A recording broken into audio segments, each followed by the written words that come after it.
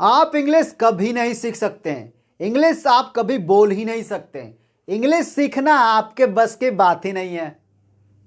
जब भी आपसे कोई ऐसा कुछ बोले ना तो आप इंग्लिश सीख कर उसके मुंह पर उसको बोल के दिखा दीजिए। उसका मुंह हमेशा के लिए चुप हो जाएगा।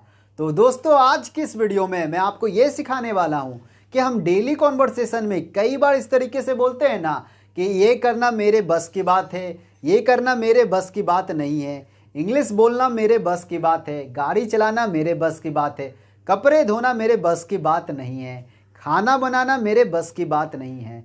तो इस तरह के सेंटेंसेस को हम इंग्लिश में कैसे कहेंगे वो आज हम इस वीडियो में सीखने वाले हैं। साथ ही साथ मैं आपको ये भी सिखाने वाला हूँ कि कई बार हम इस तरीके से भी बोलते हैं ना।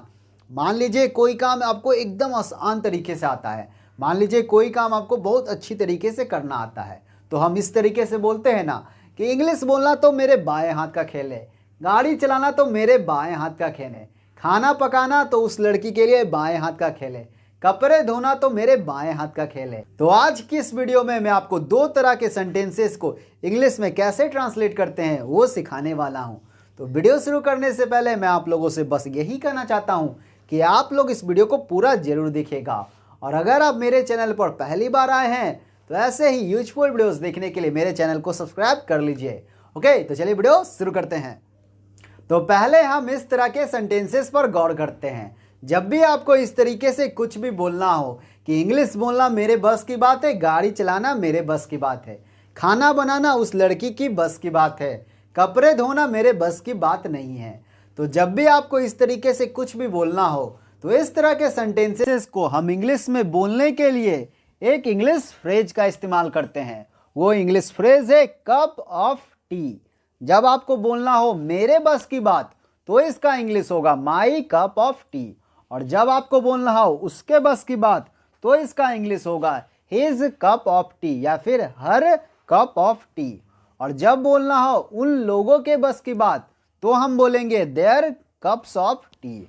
और जब आपको किसी नाम के साथ बोलना है, मतलब कि अगर आपको इस तरीके से बोलना है राम की बस की बात या श्याम की बस की बात, तब हम सबसे पहले वो नाम लिखेंगे और उसके बाद हम लिखेंगे अपॉस्ट्रोफी एस, और उसके बाद हम लिखेंगे कप ऑफ टी। जैसे कि राम के बस की बात Ram's cup of T, Sita के बस की बात सीताज कप ऑफ टी।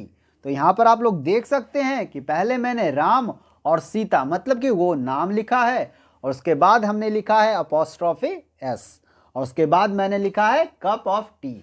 इस फ्रेज का इस्तेमाल आप पॉजिटिव सेंटेंस में भी कर सकते हैं और निगेटिव सेंटेंस में भी कर सकते हैं। तो चलिए इसे हम एग्जाम्पल से और भी अच्छी तरीके से समझते हैं। तो हमारा पहला एग्जाम्पल है इंग्लिश बोलना मेरे बस की बात है। तो हम बोलेंगे speaking English is my cup of tea. इसे हम लोग ऐसे भी बोल सकते हैं to speak English is my cup of tea. हमारा अगला एग्जाम्पल है गाड़ी चलाना मेरे बस की बात है। Driving a car is my cup of tea. इसे हम लोग ऐसे भी बोल सकते हैं to drive a car is my cup of tea. और मैंने आपको ये पहले ही बताया है कि इस फ्रेज का इस्तेमाल आप पॉजिटिव सेंटेंस में भी कर सकते हैं और निगेटिव सेंटेंस में भी कर सकते हैं। मतलब कि अगर आपको ये बोलना हो कि इंग्लिश बोलना मेरे बस की बात नहीं है तो इसका इंग्लिश होगा speaking English is not my cup of tea, या फिर to speak English is not my cup of tea. गाड़ी चलाना मेरे बस की बात नहीं है। Driving a car is not my cup of tea, या फिर to drive a car is not my cup of tea. और यहाँ पर आपने एक चीज ये भी नोटिस किया होगा कि इस तरह के सेंटेंसेस को आप दो तरीके से बोल सकते हैं। तो हमारा पहला तरीका है कि आप वर्ब के लास्ट में आईएनजी लगा सकते हैं, या फिर वर्ब के पहले आप टू का यूज कर सकते हैं। ओके, तो चलिए इसे हम और एग्जाम्पल से इसे और भी अच्छी तरीके से समझते हैं। खाना पकाना मेरे बस की बात है।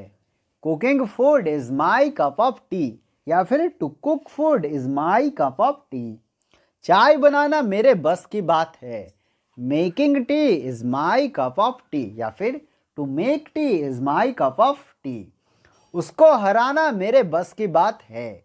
Defeating him is my cup of tea, या फिर to defeat him is my cup of tea. Match जीतना मेरे बस की बात है। Winning the match is my cup of tea, या फिर to win the match is my cup of tea. तो चलिए अब हम इस तरह के सेंटेंसेस पर गौर करते हैं। जब भी आपको इस तरीके से कुछ भी बोलना हो कि इंग्लिश बोलना तो मेरे बाएं हाथ का खेल है, सॉरी ये बाएं हाथ नहीं, ये है, इंग्लिश बोलना मेरे बाएं हाथ का खेल है, गाड़ी चलाना मेरे बाएं हाथ का खेल है, क्रिकेट खेलना मेरे बाएं हाथ का खेल है। तो जब भी आपको इस तरीके से कुछ भी बोलना हो तो इस तरह के सेंटेंसेस को हम इंग्लिश में बोलने के लिए एक इंग्लिश फ्रेज का इस्तेमाल करते हैं। वो इंग्लिश फ्रेज है अ पीस ऑफ केक। जब आपको किसी सेंटेंस में ये बोलना हो मेरे बाएं हाथ का खेल है तो इसका इंग्लिश होगा it's a piece of cake for me. और जब आपको ये बोलना हो कि उसके बाएं हाथ का खेल है तो इसका इंग्लिश होगा it's a piece of cake for him या हर। हिम लड़का के लिए और हर लड़की के लिए। और जब आपको ये बोलना हो कि उन लोगों के बाएं हाथ का खेल है तो हम बोलेंगे it's a piece of cake for them. और जब आपको किसी नाम के साथ जोड़कर बोलना है, मतलब कि अगर आपको ये बोलना हो कि राम के बाएं हाथ का खेल या श्याम का बाएं हाथ का खेल तो हम बोलेंगे it's a piece of cake for, और उसके बाद आप वो नाम लिखेंगे, जैसे कि राम के बाएं हाथ का खेल, it's a piece of cake for Ram. Sita के बाएं हाथ का खेल, it's a piece of cake for Sita. तो चलिए इसे हम एग्जाम्पल से इसे और भी अच्छी तरीके से समझते हैं। इंग्लिश बोलना मेरे बाएं हाथ का खेल है, it's a piece of cake for me to speak English. या फिर अगर आपको ये बोलना हो कि इंग्लिश बोलना उसके बाएं हाथ का खेल है तो इसका इंग्लिश होगा it's a piece of cake for him to speak English. और यदि आप कोई लड़की को बोल रहे हैं तो इसका इंग्लिश होगा it's a piece of cake for her to speak English. या फिर अगर आपको ये बोलना हो, कोई नाम जोड़कर बोलना है, जैसे कि इंग्लिश बोलना राम के बाएं हाथ का खेल है तो इसका इंग्लिश होगा it's a piece of cake for Ram to speak English. English बोलना सीता के बाएं हाथ का खेल है, it's a piece of cake for Sita to speak English. चाय बनाना मेरे बाएं हाथ का खेल है, it's a piece of cake for me to make tea. It's a piece of cake for me to make tea. खाना पकाना उस लड़की के बाएं हाथ का खेल है, it's a piece of cake for that girl to cook food. It's a piece of cake for that girl to cook food.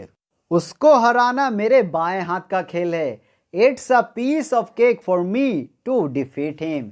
It's a piece of cake for me to defeat him.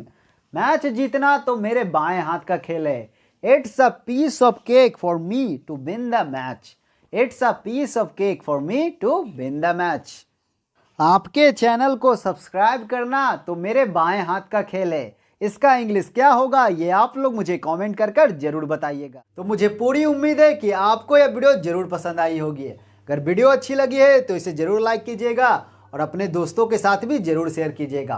और अगर आपने अभी तक मेरा YouTube channel subscribe नहीं किया है तो अब मेरे चैनल को सब्सक्राइब कर लीजिएगा और बगल में एक घंटी होगी उसे भी जरूर दबा दीजिएगा, ताकि जैसे ही मैं कोई नया वीडियो अपलोड करूं तो उसका नोटिफिकेशन आपको मिल जाया करे। ओके, तो चलिए अब मैं चलता हूं, मिलूंगा अगले वीडियो में। Thank you so much, take care and bye bye.